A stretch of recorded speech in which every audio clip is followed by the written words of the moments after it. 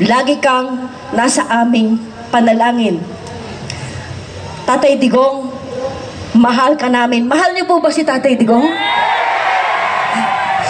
Kaya po ako masaya ngayon kasi nakikita ko po yung mga muka noong nakasama natin noong kampanya. Taas ang kaway ng mga nakasama natin.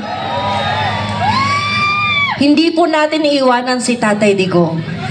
Panghuli na lamang po, ngayon ako ay gustong kausapin po ang ating mga OFWs. May OFWs po dito at mga nanonood na mga kababayan po natin.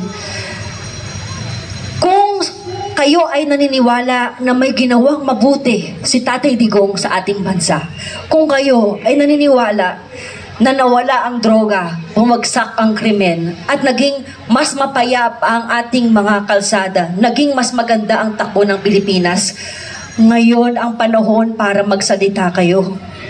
Ngayon ang panahon na umaksyon po tayo. Hindi ko po sinasabi na magrebelde tayo. Kahit isang tao lang ang pumunta rito, pupunta ako. Ganon din po ba kayo? Iparamdam po natin kay Tatay Digong ang ating pagmamahal at hindi po natin siya iiwanan. Ayun lamang po, maraming salamat po.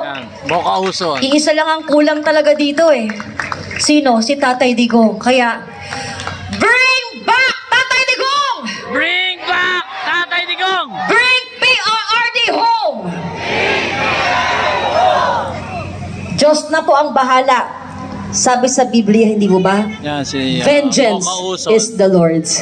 Maraming salamat po. Mabuhay ang Pilipinas! Yan.